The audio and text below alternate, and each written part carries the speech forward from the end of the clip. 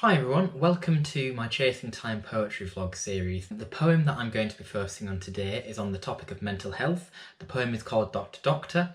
It's quite a dark poem, it's quite a serious poem, it touches on some very strong imagery, some very strong concepts, just really to let you know that if after this video you want to check in with someone, reach out to a friend, you can reach out to me, look after yourselves, really. So Doctor Doctor. Doctor Doctor, you don't understand. I can't accept a helping hand whilst my arms are tied behind my back. Every day I clench to break free. I try to pull, but I'm an amputee. Lungs tighten, anxiety attack. Doctor, doctor, do you have medicine? Some sweeties to ease this infection. I can wash it down with a naggin. Propose a toast to the memory of fanciful days of reverie so I can writhe within this sin. Doctor, doctor, who is this within me? A forlorn stranger, disturbed escapee, clawing at my internal structures. He's gone and shorted the circuit. With no light I become a hermit, my clown face becomes a fracture. Doctor, doctor, did you miss the bus? Now swear you won't kick up a fuss, but I didn't want the bus to miss me. I fell into the road, frozen still. I wanted to stay, feel the thrill, be knocked into sorrowful debris. Doctor, doctor, can you tell me why? Why, oh why do I always cry? Even my oxygen is depressed. I breathe misery and despair. I try to fight, but it's not fair. Mentally ill, I can't digest.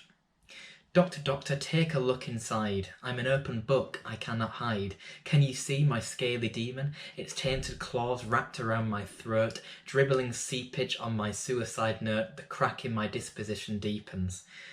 Doctor, doctor, you are hereby dismissed. I insist you desist. Take me off your list. Don't waste time on an immedicable. I am mistaken, you cannot help me. I will rise from my knees, silence my pleas, curse the fact my mind is incurable. So that poem is written in sestains, which are 6-line stanzas, kind of like the style of Robert Burns, Lord Byron. They would use sestains really. That isn't to say that I was influenced by those two. I think it's quite clear that this has come from a very honest and a very raw place, and there's a story behind this poem as to why I wrote this, and I'll touch on it later. But immediately, the main poetic device I'm using here is repetition, and it's the repetition of Doctor Doctor. I was trying to get across this sense of desperation and this sense of pleading in a sense. So it changes throughout the poem from Doctor Doctor, you don't understand. Doctor Doctor, do you have medicine? Doctor Doctor, who is this within me? There's a lot of questions, and some of them are rhetorical and some are direct, and I think the purpose of it was to reinforce my kind of desperation and the point I was at that time mentally. And also it kind of creates my voice. The voice of the poem is someone who is struggling, really struggling. They're reaching out to the doctor, they're trying to get help, they're pleading for help. There are shorter lines in this poem, there's more comma use. I'm playing around with the pace quite a bit, particularly towards the end where I'm talking about the bus. I say, I fell into the road, frozen still. I wanted to say, feel the thrill, be knocked into sorrowful debris. And also, Doctor, doctor, can you tell me why? Why? Oh, why do I always cry? Even my oxygen, it gets shorter and shorter. And it's kind of to symbolise how anxiety works and how you can kind of feel your breathing closing up, your chest tightening. And it does get very quick and very kind of lightheaded, and that's the effect I was trying to create with the pace of the poem. Another poetic device I use, and I'm not going to be able to pronounce it probably, is synesthesia. Someone from my A-level English class, if you're watching this, please can you let me know how to say this? It's essentially giving another feeling or another kind of sensory description to another sense. And so for example, I've got oxygen is depressed, I breathe misery. And I was using that to really create a strong image and really kind of hammer home that point of I am not well. Every time I breathe, that breath is laboured and it feels heavy. And that is true to how I was in terms of my frame of mind when I wrote this poem. That's exactly how I was. Also my use of sibilants. So for example, I insist you desist. It's a repetition of the same sounds to really kind of emphasise and strengthen the point and almost create a tension really. I insist you desist. Take me off your list. It's a very harsh sound. The attitude that I'm forming towards the end of this poem when I realise I'm immedicable, you're mistaken, you cannot help me, and it's I insist you desist.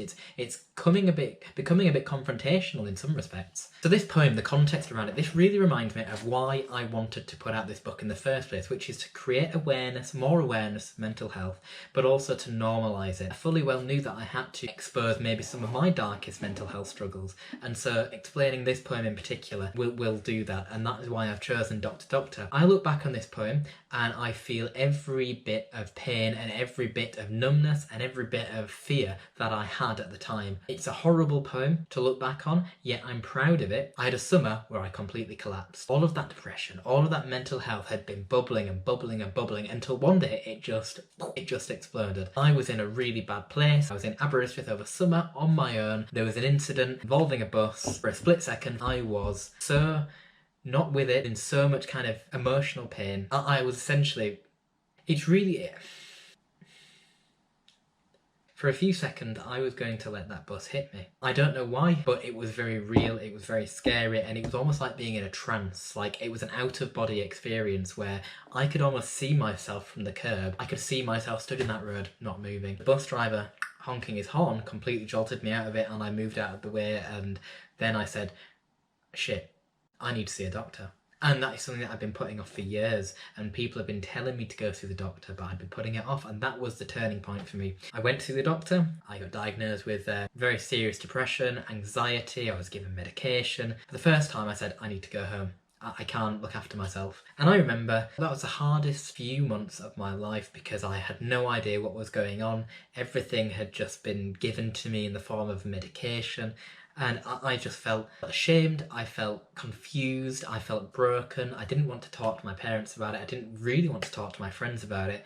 I just didn't want to be here. Starting third year, taking the medication for 2-3 months, wasn't getting any better. I wrote this poem, my complete wit's end, because I was planning to go to the doctor and say to them, look, this isn't working. I'm just always going to be this way. I'm always going to be this broken. And I wrote this poem, and in that poem was my confession about the bus, which I was really, I was scared of the fact that I'd done that, scared of the fact I considered it, and I almost wanted to kind of pretend it didn't happen, but I knew I had to confront it. The one reason I'm proud of this poem, even though it's a very negative, very murky kind of topic, is the fact that I took all of that bad stuff that was sitting on my chest and sitting on my head and inside my heart, and I turned it into a poem. I turned it into something artistic, and I said, okay, I've got that out for now, and now I can go and deal with my mental health. I needed to get it out, I needed to put it on page. Ironically, after that, I did actually stop taking the medication, stop going to the doctors for about a year, and then had to go back onto it. But that's beside the point. I like this poem for the way that it rhymes. I like it for the sibilance, for the synesthesia. I like the repetition of it.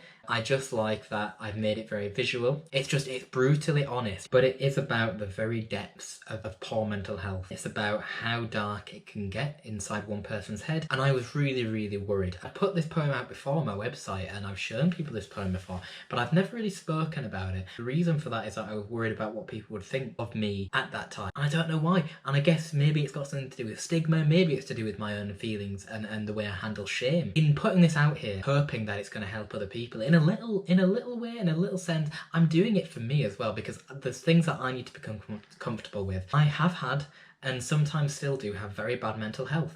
And do you know what? There's some things that I can work on, there's some things that I can work out, there's some things that I can even maybe see a therapist about. There's just things that you have to say, this is okay. It's not you.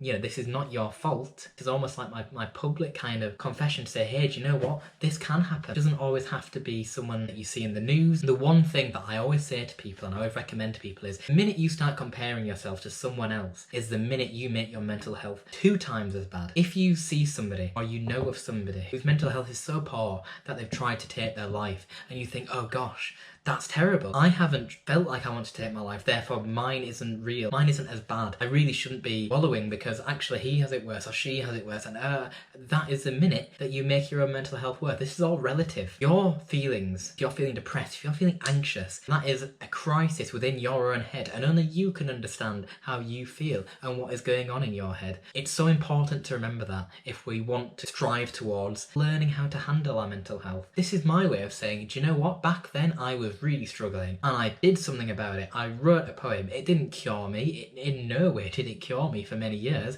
but looking back now, I can confidently say I'm in a much better place and I can handle my mental health a bit better. It gives me a bit of pride to look back on this and say, I really feel sorry for this younger Tom. I wish I could help him with the knowledge I have now. So that was a mental health poem. Very personal, very honest, very brutal, raw, deep, dark, everything. I feel a bit heavier now having read it and relived it. So I'm gonna, do something nice for myself. Gonna go for a walk, have a cup of tea, something. Make sure you do something for yourselves as well, because it's a hard topic. If you know your friends or someone in your family might be, struggling or having a bad day, just reach out, just send them a message, give them a call, send them a funny meme, just to let them know that you are there, because sometimes it's the littlest of things that make all the difference. And as this is about mental health, why don't we try and make a pledge to look after one other person's mental health today, including our own. Thank you for watching, and I hope that you join me for the next video, which should be the final video, which is on the spoken word theme. So thank you very much.